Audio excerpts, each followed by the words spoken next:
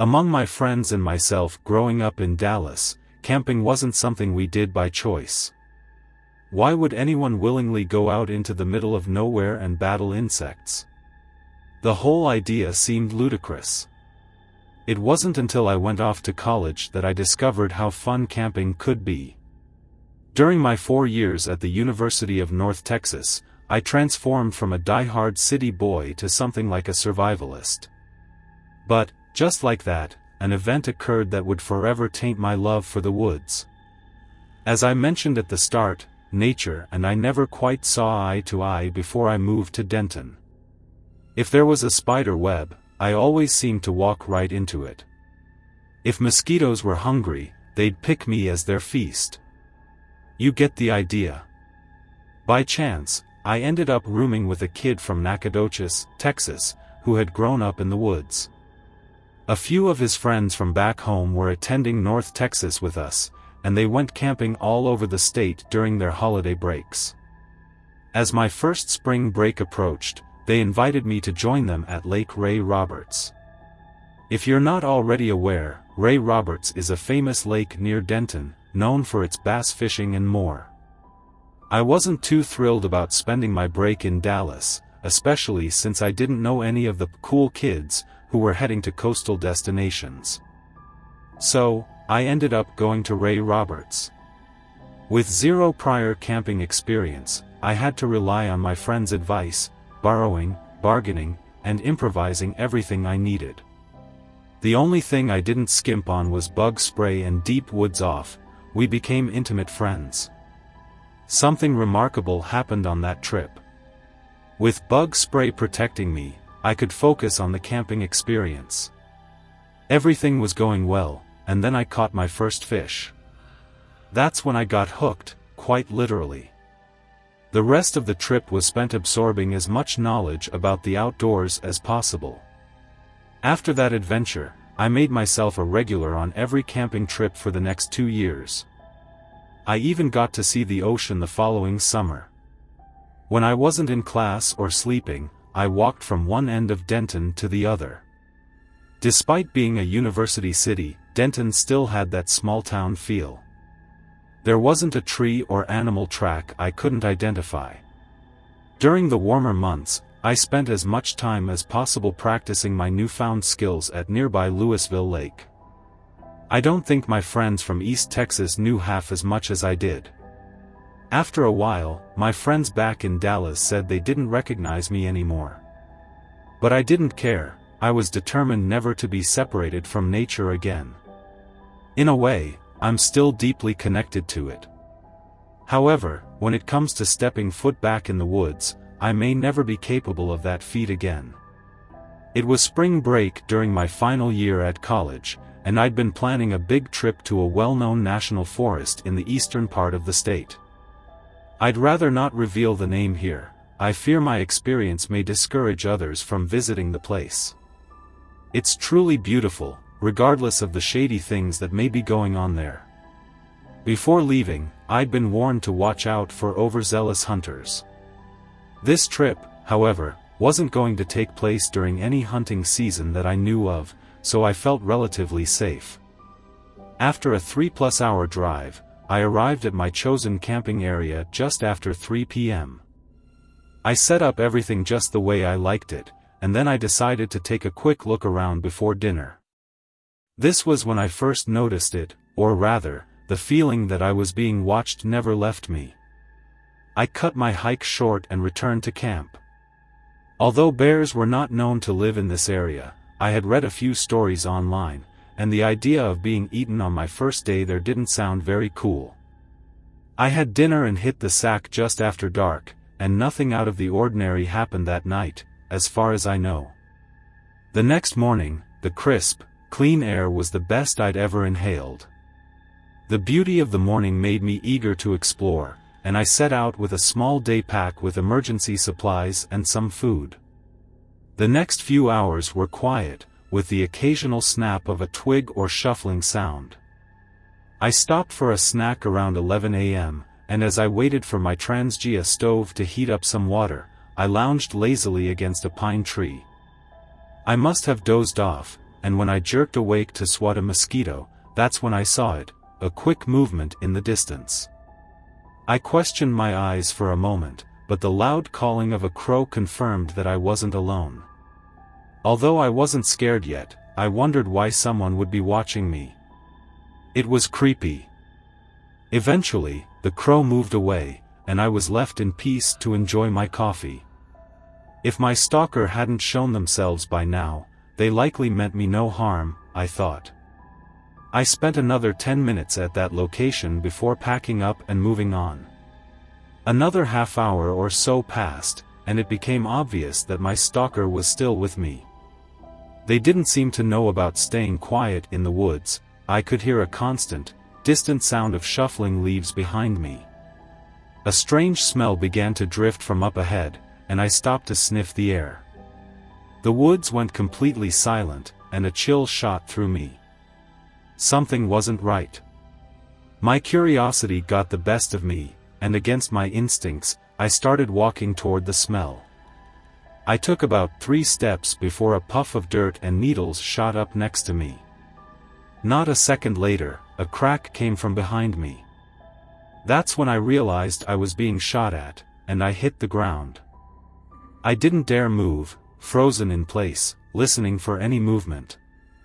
The internet's warnings of overzealous hunters began echoing in my head. I figured if I yelled out, the shooter might realize their mistake and hold their fire. I did just that, but no answer came. I couldn't hear any movement and assumed I was safe. The sounds of the forest slowly began to return, which was the verification I needed. I was shaken but no worse for wear. I jumped back up to my feet, brushed myself off, and the strange smell hit me again. For some reason, I hadn't learned my lesson yet and began walking toward it. Within about 5 steps, another quick series of shots came from the direction of the smell. I didn't think, I just turned tail and ran back in the direction I'd come from. My only goal was to make it back to civilization alive.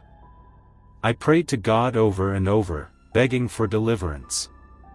1 or 2 more shots rang out behind me, but I was too focused on escaping to see where they hit. My flight continued for at least 10 minutes, and it wasn't until my body gave out that I stopped. Although I hadn't heard any shots for some time, I didn't dare remain where I was. I chugged a canteen full of water and continued my escape, but at a much slower pace. Within an hour, I was back at my camp, and I wanted nothing more than to get back to Denton as soon as possible. I didn't waste any time properly packing anything. I didn't even bother to make sure the fire was fully extinguished, a crime I would have never committed otherwise. As I had no intention of notifying the police, my biggest fear was that I'd be made to return to the scene of the crime. This very idea made me retch. Nonetheless, the further away I got from the national forest, the more guilty I started to feel. There was a very real possibility that another camper might stumble into whatever I had. I knew I'd never be able to live with the guilt of a preventable death on my conscience. About 20 miles from the national forest, I finally found a police station and made a report. The officer didn't seem very surprised at what he'd heard. He suggested the overzealous hunter theory, but after some time, it didn't fit my account. The truth is, I had no idea what had happened. The officer promised they would check it out, but I had no faith that the police would find anything, let alone contact me if they did. I didn't care. There was no way I was ever returning to that place. I must have looked like an idiot kissing the ground outside my house, but the relief I felt was immeasurable. A little time passed, and things started to get back to normal. Despite the terrifying incident, I was fully intending to return to the woods, just not those woods. I stopped off at the 4chan message board, and a particularly on-point post grabbed my attention. The OP had been hiking in an area he thought he knew well. Stories about massive pot fields being guarded by cartel members had been passed around for years, but he dismissed them as fear-mongering. Then, by chance, he stumbled onto one of those mythical growing patches. He hadn't heard or seen anyone around and hoped to slip away undetected. But gunfire opened up all around him, and he was grazed on his cheek as he ran back toward his house. The whole thing had him terrified, too terrified to report it, in fact. The story did seem a bit too convenient to me, but the seed had been planted in my psyche. I'd never considered something like this to be possible in my case. It didn't matter if it was true or not. The longer I stayed away from the woods, the more real it became to me. After some point, I pretty much accepted that my days in the woods were over. 9 years have passed, and life is much like it was before I left for college. The only difference is that I'm older and a lot more educated about the natural world. I catch myself occasionally staring out into the woods near my home and feel that call of the wild I once felt. But it will never be as it once was. I'm well aware that the odds of something like that happening are minuscule. It's not fear that lies at the root of my avoidance, at least not all these years later. To be honest, now that I know things like that are going on in the woods, a place I still love so deeply, I can't see them quite as I once did. They've been tainted for me. The things that happen in the woods poison the forest and the wildlife that call it home. Their very existence has been seared into my mind forever. No, I'm content with my memories, and I pass on my knowledge to anyone who seeks it. Instead, I prefer to remember things as they once were, crisp, clean, beautiful.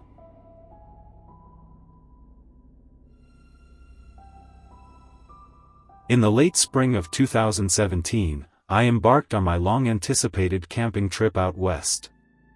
The journey had been almost 2 years in the planning stage, and it was going to be my first chance to camp with firearms. The drive to the location was an enjoyable experience, and I learned a lot about that part of our country that I wasn't aware of. Upon arrival, I parked my truck and notified my contact that I'd arrived safely. We went over my agenda one last time, and then I began the long hike to my campsite. Things went quietly that first day, and the weather was so nice that I decided to sleep under the stars next to my campfire. The freedom I felt was refreshing, a stark contrast to all the restrictions back home. The following day was much like the one before. I walked at a leisurely pace, enjoyed all the wildlife around me, and soaked in the beauty of the wilderness. A bit after 1 p.m., I finally found the spot I had hoped to camp in. A quick scan confirmed that I had made a wise decision. In no time, everything was set up, and I was cooking my lunch. I could feel myself dozing off after the meal, so I decided to do some shooting, which was one of the main reasons for this trip. Around 200 yards from my camp, I found a dry creek bed, which looked like the safest place to shoot. I set up a few steel targets and started firing. I can't describe the elation I felt. It was almost like I was living the life of the mountain men I'd read about. I went through a box of 7.62 ammo and was reloading my SKS when the sound of gunshots echoed through the hills around me. My curiosity drove me to check out the source of the gunshots. The shots continued, sounding as if they were coming from multiple guns, which made me a bit nervous. Eventually, I decided to return to camp, as something about the sounds told me I wouldn't be welcome there, and it's a decision I still regret to this day. Back at camp, I began considering what I'd have for dinner. The shooting had stopped shortly after my return, and I assumed the shooters had moved on. The evening seemed peaceful. After cleaning my guns, which took about an hour, I lay back and stared at the fire. Just as I closed my eyes, a noise in the darkness awakened me. I jolted up and peeked out of my tent, but there was nothing there. I thought it might have been a dream and lay back down. But then, I heard it again, a blood-curdling scream echoing through the night. It was one of the worst sounds I'd ever heard. The screams came again, followed by a woman's voice screaming for help. In that moment, fear coursed through my body. I didn't know what to do.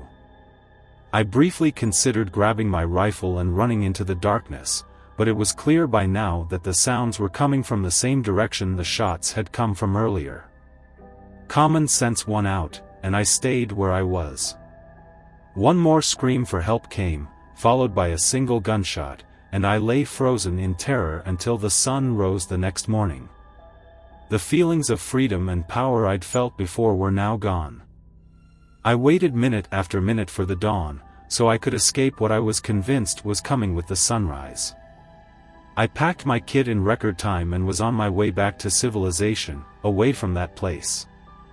A trip that had taken me a day and a half to make took less than one to return from. I was never happier to be returning home. As the relief began to wear off, the guilt began to set in. I had heard a woman in need of help, and I did nothing about it. I hadn't done a thing. A war raged within me, one moment hating myself, calling myself a coward, and the next reasoning that I was obviously outnumbered, that there was nothing I could do. The undeniable facts were that all those things were true. I was indeed a coward, scared as a child seeing his first horror movie. But at the same time, running out into the pitch dark after an unknown number of assailants would have been very, very stupid. Despite the logical choice, it's still the sting of my ego that I feel most strongly to this day. Any man could tell you whether I was a coward or a hero, none of it amounted to much. The real question was if I was going to report what I'd heard. But I hadn't witnessed anything. I'd heard a few screams and shots out in the middle of nowhere, hardly a groundbreaking indictment. Without any real evidence, I'd be no more than a nuisance to the authorities, and that was it. My punishment has been the unending shame of picking logic and reason over common decency. It would be some months until I discovered the facts surrounding that incident, and for some time, I was too terrified of what I might find. Nonetheless, a day came when I finally mustered the courage to seek out the truth. The truth was a mixed bag. To be brief, I had camped near an outlaw biker gang. Earlier that day, they had arrived at their site, a place they had used in the past to shoot their less-than-legal firearms. Unfortunately, they had also abducted a female backpacker and subjected her to hours of horrific abuse before setting her free. She fled from their campsite, and her desperate cries for help were the screams that I had heard. I learned that most of the bikers took deals that would see them serving the remainder of their lives in prison. Though I was generally happy to hear the victim was alive, the thought of what-ifs still haunts me. I never told anyone about this incident, and it's likely I never will. If you read this and think of me as a coward, I don't blame you. I didn't share this story for folks like you. Rather, it's for those who believe that avoiding involvement in others' problems is the best policy. I understand now the desire to avoid conflict. Many people have been punished for doing the right thing. If you assist someone in need, your life might be ruined because of it. But I can tell you from first-hand experience that this pales in comparison to the guilt you'll carry around for the rest of your life. It's simple, we're here on this earth together, and if able, we should help our fellow human beings in need. Put yourself in your neighbor's shoes, you could be the only thing standing between them living or dying.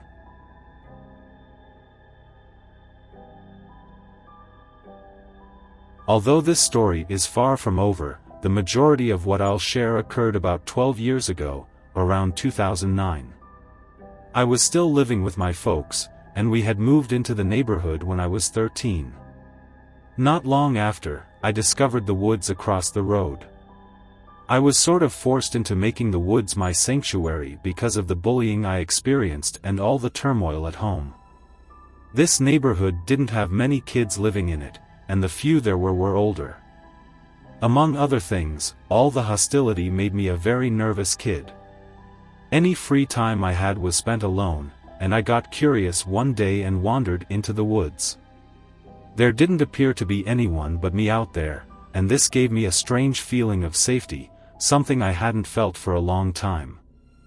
I found this small circle of cedar trees that made a secret open area and made it my clubhouse of sorts.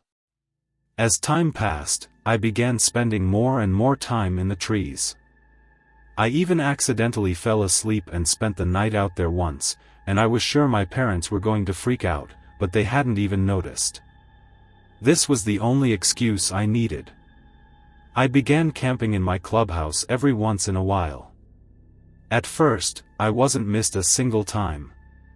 I knew I was going to need some camping supplies now, though.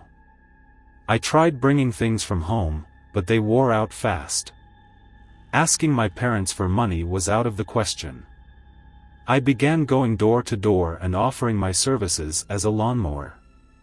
I'd never mowed a lawn in my life, but that wasn't important. The real problem was finding a lawnmower. I would sneak my dad's mower out and do a job, but eventually, I was caught and actually caught a beating for it. Fortunately, I had enough money by then to buy a really terrible one of my own. I took all the money I'd saved, but it was a much safer way to make it. Once I managed to remake the money I'd lost, I hopped on my barely working bike and rode it 5 miles to this dinky army surplus place. I emerged with an Alice pack stuffed with various things that I thought I needed. I was so excited to try this stuff out. I skipped a whole week of school and camped out in my clubhouse. It was an addictive hobby, but something much more for me. It was the only source of safety and happiness I had. For the next, however many years, I went to school just enough not to cause any trouble. I would go straight from school to my clubhouse every afternoon. By now, I'd come to see those woods as mine. Anybody in between would have been seen as an invader in my mind, and when that day came, I didn't think twice about striking back. It was a Sunday afternoon. I'd been camping out all weekend and was taking the well-worn path to the creek to get water. Across the creek, about 50 yards away, was an almost deserted road I rarely saw anyone use. I caught sight of a parked camper. The 2 men walking in and out of it never seemed to notice me, and when I returned a few hours later, they were still there, only now they were drinking beers and mindlessly shooting guns. This made me furious, but when a stray bullet actually struck the water just feet from me, I had had enough.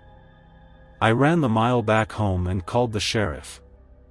I assumed my call was anonymous, but now I'm not so sure. I made up a story that I had gotten lost and drove up on the men. I lied and said they had threatened me with their guns. I realize how wrong that is now, but I was young and angry. One morning as I prepared for school, I overheard a news report about a big meth lab bust. Acting on an anonymous tip, sheriff's deputies found 2 men shooting guns on a country road. Upon further investigation, the camper the men were driving turned out to be a mobile meth lab. The 2 men were taken into custody and were being held pending bail hearings. I knew this had to have been the call I made. The seriousness of the situation scared me, but I was confident no one would know that it was me that had made the call. And for the next year, I even followed the case. About 3 months before their sentencing hearing, I received an unnamed letter in the mail. It simply said, "You messed with the wrong people, kid." A jolt of ice-cold fear shot through me, but I still doubted it was from the 2 men. Any doubt I had was removed when another came the next week. This one was far clearer, "You better pray we get time served." I was too terrified at the time to wonder how they knew that it was me. I'm still not sure how they identified me, but the how no longer mattered. The letters continued to arrive. When the day of the hearing came, the news was not good. Both men were felons found with multiple firearms.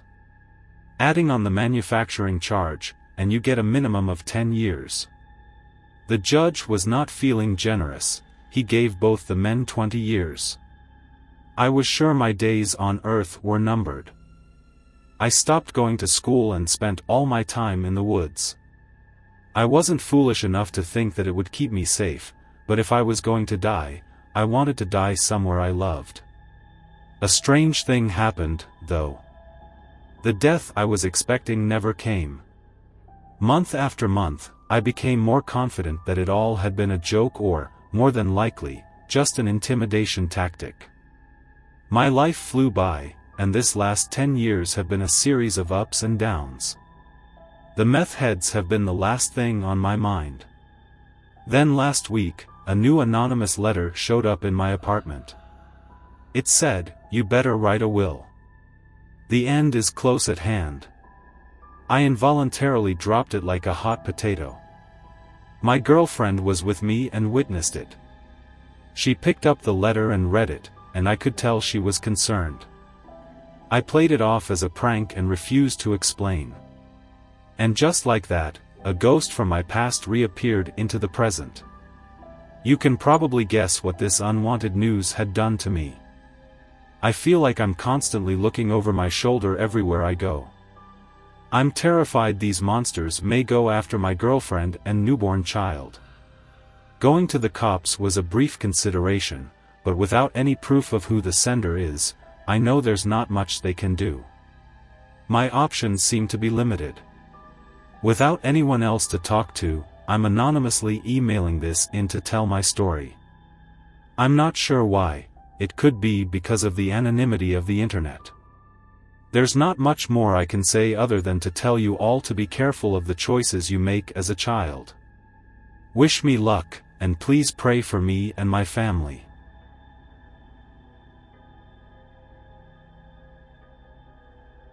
This past year, right after the quarantine restrictions were lifted in our area, my wife and I decided to relive a tradition we used to cherish, hiking at our local state park. Hiking had been a regular part of our lives since before we got married, and I, for one, couldn't wait to hit the trails again. Our plan was simple: hike out to a certain lake, spend the night, and hike back to the car. It was a clear, warm day, and the trails were dry. For most of the morning, we were the only ones on the trail, enjoying the solitude. We decided to stop for lunch at a campsite about halfway to the lake, and it seemed another couple had the same idea. They were already sitting at the concrete picnic table, so we asked if we could join them. Soon enough, the four of us were chatting about our hiking experiences and destinations. As it turned out, the couple was on their honeymoon, and my wife, the hopeless romantic that she is, couldn't resist hearing their love story.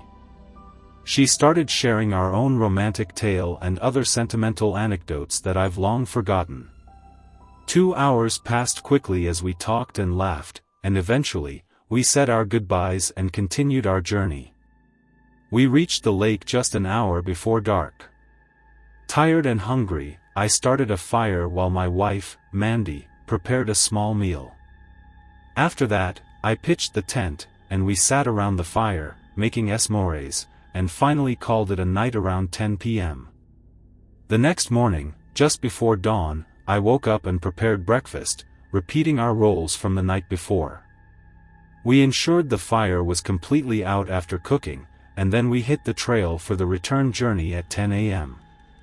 At the halfway point, we considered stopping, but we decided to press on.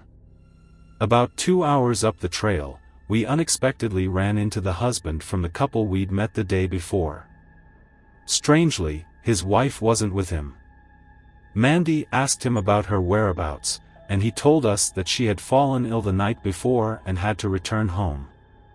His explanation seemed a bit odd, and he appeared nervous, avoiding eye contact with us.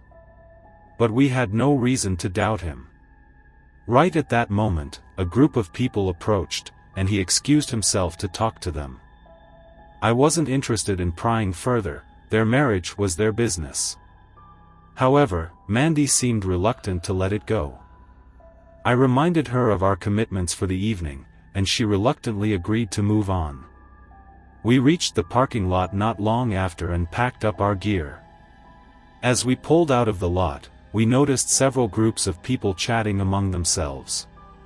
Several more cars, including a ranger's truck, were pulling in. At the time, I thought nothing of it. We made it back home that afternoon and attended to some family matters. It wasn't until breakfast the next morning that we heard the news. I grabbed a cup of coffee and sat down in front of the TV, flipping it on just in time to catch a report about a female camper's death. When they showed her face on the screen, I nearly choked on my coffee. It was the woman we had met just 2 days prior. I called out to Mandy, asking her to join me in the living room. I needed to be sure I wasn't mistaken. Without my glasses on, I pointed at the TV and asked, "Isn't that one of the newlyweds we met at the park?" She watched for a moment and let out a shocked gasp. Just then, a wedding photo of the couple appeared on the screen. Mandy grabbed the remote and turned up the volume. According to the husband, the couple had been at a popular cliffside lookout, where they'd watched the sunrise. As they were preparing to leave, the wife had lost her footing and fallen several hundred feet to the ground below. It was a plausible explanation, but something about it bothered me. Why hadn't he mentioned this to us? And what was up with the illness story? It couldn't have been more than a few hours after the incident. None of his behavior made any sense. If something like that had happened to me, I'd have been a wreck.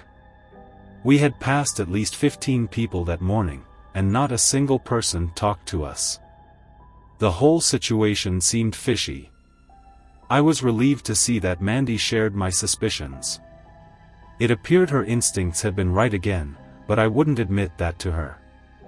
After a lengthy discussion about our responsibilities, we decided to contact the law enforcement involved in the case. As it stood, the husband wasn't under any public suspicion. I reached out to the sheriff's office and shared what we knew. The deputy put us on hold briefly, and when he returned, he mentioned that someone might reach out to us in the future. It's been almost a year, and no one has contacted us since.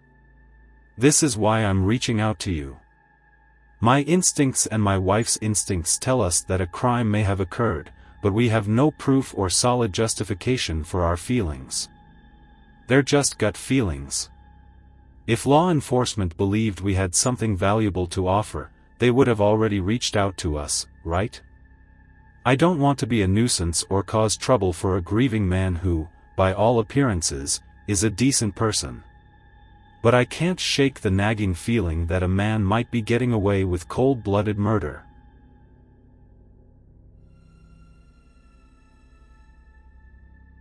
My childhood was anything but stable. After my parents divorced, my mom dated a long string of losers. She even moved a few of them in, and around the age of 14, she married a guy named Frank, whom she had met in the bar where she worked. Frank was an outright a-hole who tried in vain to usurp my father's role. Mom did her best to keep Dad and me apart, but I knew all along that he loved and wanted to be with me. Before the divorce, he and I would hunt, fish, and camp regularly, instilling in me a deep love for the outdoors that I'll never shake, nor would I want to. This made my decision to live in the woods almost a no-brainer. I was 17 when I couldn't take Frank's tyranny anymore. Despite being an unemployed bum for most of the time, he expected me to wake up by 8 a.m. every day. Unlike him, I worked 5 days a week and had been saving to get my own place since my junior year. Getting away from him and my mom was high on my priorities list, so much so that I quit school at the end of my first semester and got my GED. Dad wasn't happy to hear about it, but he signed the waiver because he understood. On my days off, I felt I'd earned the right to sleep in. Frank disagreed. For some reason, I felt a lot of pressure at work, and when Frank came in yelling for me to wake up, I told him to F off. He drew back like he was going to hit me, and I reacted by knocking him to the floor. This was the breaking point. I knew that little wimp would call the cops. So, I packed my backpack as fast as I could and hit the road, never to live there again. With no clear plan or car, I roamed aimlessly for most of the day. As the sun began to fall, I slipped off into a patch of woods on the edge of town. I walked in far enough to not be seen from the road and made camp. I threw together a fire and fashioned a bed from clothes and leaves. That night was surprisingly comfortable, but I had no intent on making it a long-term thing. In my arrogant mind, I'd have no trouble finding an abandoned place to sleep until I'd saved enough. It didn't turn out to be that easy. Most places, anywhere decent enough, had security. The one spot that didn't was controlled by a gang who used it as a shooting gallery. Life with Frank was preferable to that. Another weekend was coming to an end, and sleep and safety were on my top priorities, so I returned to my forest camp and did the best with what I had. Sleeping on the ground wasn't going to work for the long term. In the middle of that first week, I walked to a Walmart after work and grabbed a few things, most importantly a sleeping bag. A little time investment made my sleeping arrangements a lot better. I also made a simple lean-to structure from a tarp and lined it with foil. The foil reflected the heat from the fire back down into my body, making the cooler nights much less so.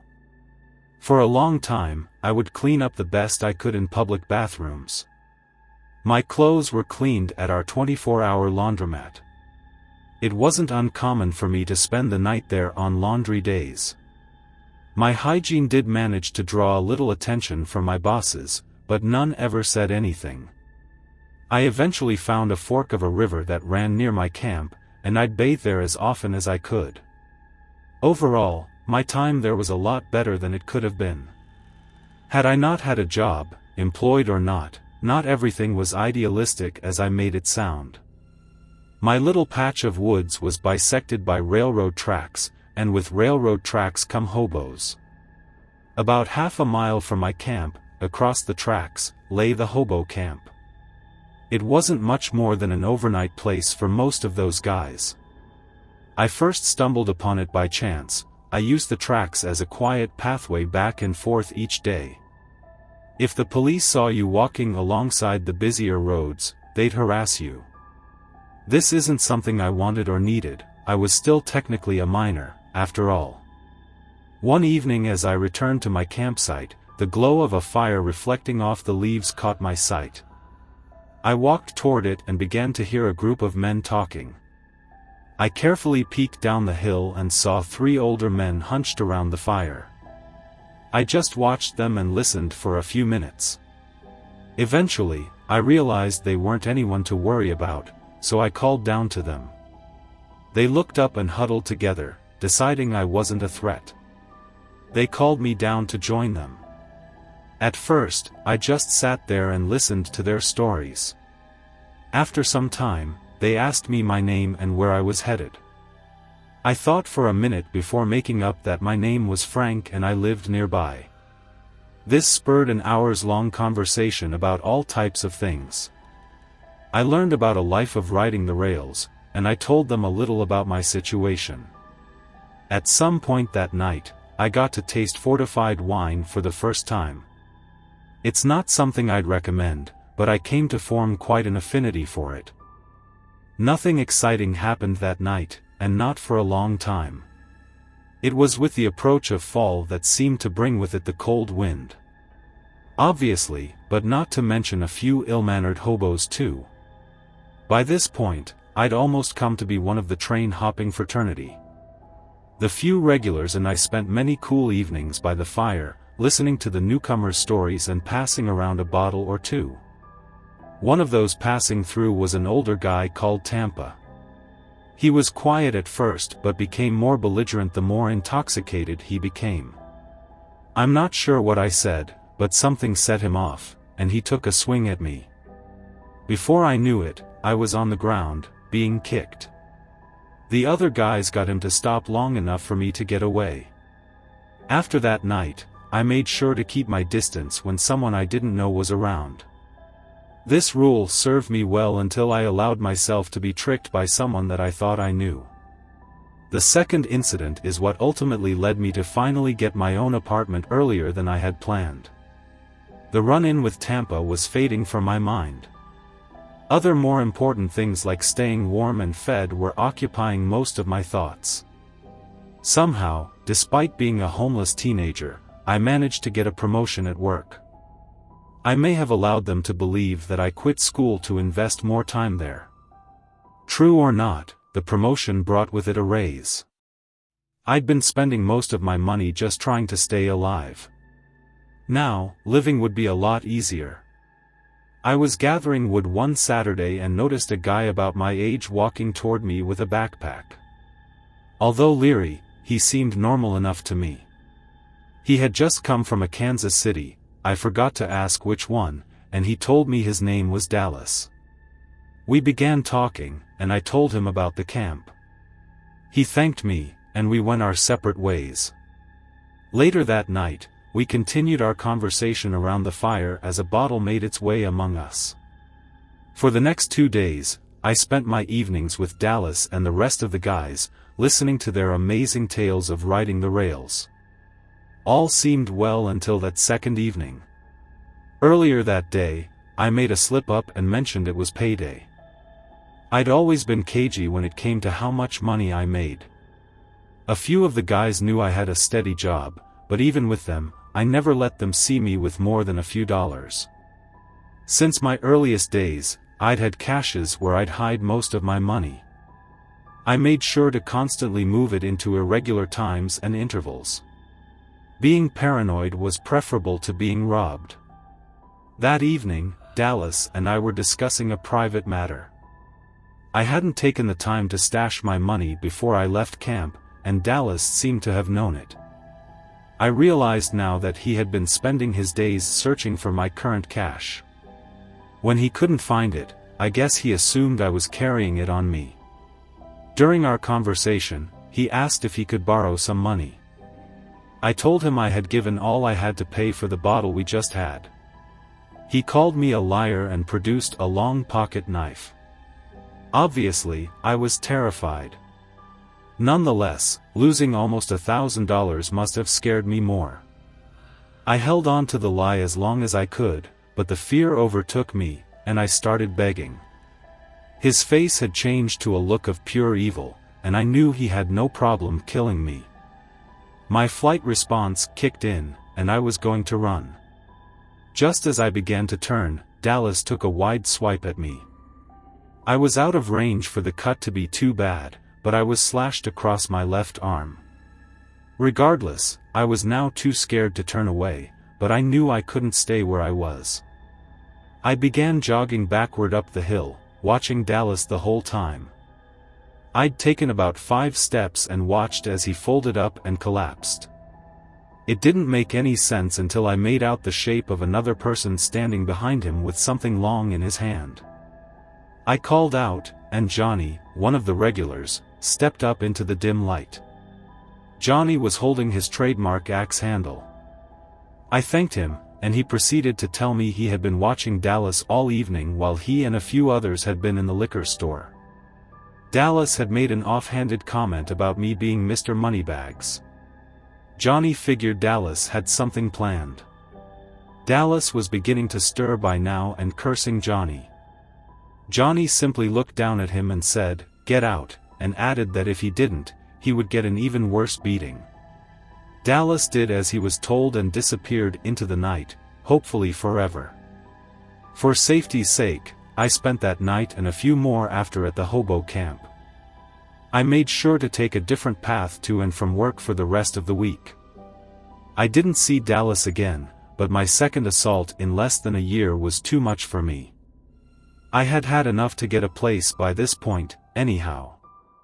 I was hoping to have a little more, but that seems to always be the case in life, right? I spent that weekend at the library, going over classifieds on Craigslist, and late that Sunday evening, I was sleeping in my very own apartment. It was a tiny little dump, but it was mine. A few months later, I found a better, more permanent situation and spent the full 3 years there. I still think about Johnny and the other guys from time to time. They were nothing like you'd expect people in that life to be. But even being surrounded by a group of good guys like that, camping, or sleeping rough, as some call it, isn't something I'd recommend to anyone.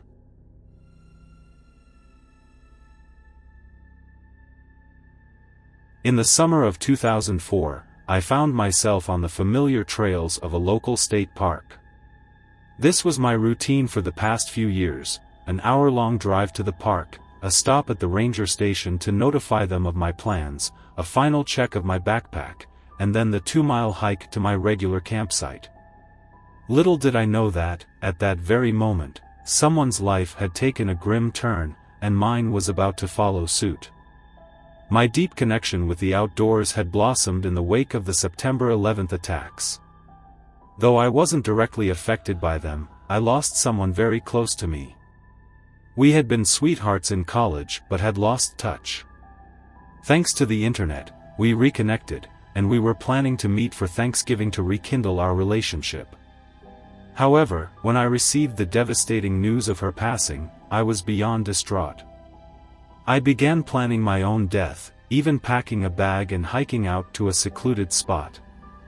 But something remarkable happened when I reached that spot. Despite the overwhelming grief, the beauty of the place overcame me. The serenity I found on that mountain changed my mind. Nature became my refuge during my grieving process, offering solace and making the pain bearable. Fast forward to the summer of 2004. My retreats into nature had become a regular thing. Nothing unusual happened that first evening. The following day, I decided to venture down into the canyons. These excursions often yielded stone points for my collection. After a quick breakfast of oatmeal, I set out on the trail. About halfway down the cliffside, a glint of light caught my eye, but I couldn't identify the source. Then, another flash blinded me. I quickly recovered and saw a pair of arms flailing about roughly 50 feet further down the cliffside. I hurried down the trail for a better view, leaping onto a rocky outcrop. I could feel it beginning to give way under my weight, and the fall felt like an eternity. I braced myself for severe pain but found it less agonizing than I had feared. As I surveyed my surroundings from my back, I realized I'd fallen only about 20 feet. I rested briefly before remembering what had brought me to this place. I struggled to stand, only to realize my left foot was wedged between two large rocks. After some effort, I managed to free my leg. I continued down to where I had seen the person, a woman who initially appeared lifeless. However, her lips began to move, and I quickly knelt by her side, speaking calmly. I asked her name, and her eyes slowly opened, a smile forming on her face. "I thought you were dead when I saw that rock collapse," I said, my voice scratchy yet kind. "I don't mean to be rude, but do you have any water?" she asked. I rummaged through my pack for my Nalgene bottle and carefully offered her a small sip. I knew she might vomit if I gave her too much at once.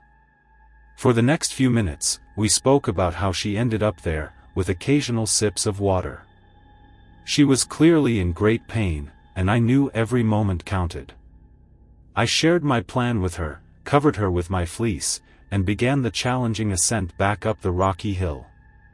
The climb was more strenuous than coming down, and my back was aching. I tried to move quickly, but my knees wouldn't cooperate, so I settled for a brisk walk. It was a long and painful journey, but I reached the ranger's post around 12:45 p.m. To his credit, the ranger had a rescue team ready within minutes. I had to settle for an ambulance ride and an overnight stay in the hospital. I think it was almost 6 p.m. when I saw the ER staff wheeling her in, but the wait wasn't over. Unfortunately, she was rushed into emergency surgery soon after arriving, and several hours passed before I received any news. When the news finally came, it was positive. Despite a punctured lung, a concussion, a broken arm, and other injuries, she would make a full recovery. My own path to healing is a story for another time, but the woman I had helped, whose name was Shannon, reunited with her loving family and eventually started one of her own. The last I heard, she was living in Colorado with her husband and 3 sons, and I hope she enjoys a long and happy life. I'm just grateful that I could be there to help her through all that she suffered.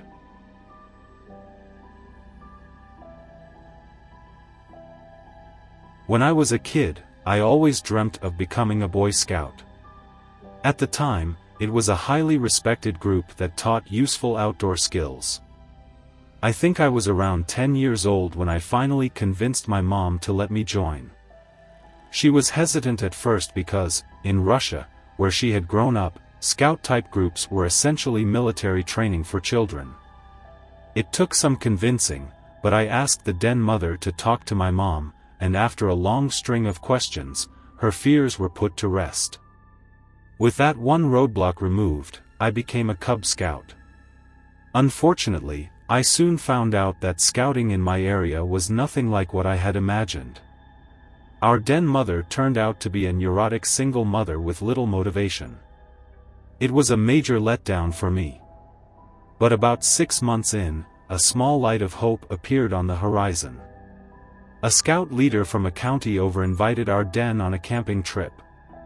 Camping was one of the big reasons I joined the Scouts. I used to love camping with my family, but since my parents separated, those trips had stopped. The scout leader picked us up early on a Saturday morning and drove us all to the campsite. There weren't many of us, maybe 9 kids in total. The leader gathered us all together and gave us instructions on setting up our tents. Each tent was meant for 2 boys, but because of the odd number, I got a tent to myself. One by one, the leader showed us where to go, and we began pitching our tents. A few of us needed help, but for the most part, the experience went smoothly. The rest of the morning was spent on first aid and general safety. I was paired with a leader, so I became the visual aid for the next few hours. I was wrapped in bandages and carried on a makeshift litter. It was fun and proved to be useful in circumstances to come. With first aid completed, lunch was made, and we were all allowed to take a little siesta. This lasted until about 3 p.m. when we were all brought together for archery lessons. I was psyched beyond belief. Ever since I saw my first ninja movie, I'd fantasized about shooting a bow. This was my first and last chance for a long while. The leader gave us a brief instruction on how to shoot, emphasizing safety. But you can imagine a bunch of hyped-up preteen boys weren't really paying much attention to that part. I was the first to shoot. As I drew back the string, I can remember squatting down like a ninja. I was scolded for this and made to stand upright, which made the experience a bit less exciting. However, seeing the arrow hit where I'd been aiming was exhilarating. The rest of the boys took their turns, and only then were we allowed to shoot on our own. Everyone was chattering among themselves, trying to outshoot the kid next to them. Then it happened. A kid named Kevin was talking to another boy named Chris. Kevin had the arrow knocked and the string pulled back about a quarter of a full draw when Chris said something that caused Kevin to turn toward him. Kevin must have lost grip on the string, or maybe he let go and lied his way out of it later. Either way, the arrow hit Chris in the chest and penetrated about 8 inches. Panic ensued, and the scout leader began yelling for the first aid supplies. Chris was freaking out and already having a hard time breathing. There really wasn't much the scout leader could do, but he packed the area around the wound and tried to keep Chris calm. 2 boys were given the task of running the half-mile to the ranger station, and the rest of us just stood around and stared silently, all except for Kevin, of course. He paced around, saying, "I'm sorry," over and over until the scout leader told him to shut up. The ambulance arrived around 20 minutes later, probably the longest 20 minutes of my young life, and this was the end of the trip. Everyone packed up their stuff as quickly as possible, and we all returned home. During the ride home, the seriousness of the situation must have hit Kevin hard. I can still remember his horrible wailing to this day. In my opinion, it was nothing more than a terrible accident. There are a few others, however, who remember things differently. According to one boy, Chris had called Kevin a name no boy our age wanted to be called, and Kevin shot him for it. Only Kevin knows the truth, and he's never spoken to anyone about it. News of Chris's condition didn't reach me until the following morning. He had been rushed into surgery, and it had gone well. The arrow had punctured Chris's left lung, just missing his heart by an inch. He did manage a full recovery. Kevin was probably the happiest to hear this news. All involved agreed it had been an unfortunate accident, and no charges were brought against him. A few months later, the two boys had a meeting in which Kevin formally apologized to Chris, and from what I hear, Chris did accept. As far as I know, he's never held a grudge. Not even I got away completely unscathed. The second my mom heard about that incident, my scouting days were over. I wasn't too disappointed, though. Instead, I got into BMX, and I guess that turned out to be a far safer experience.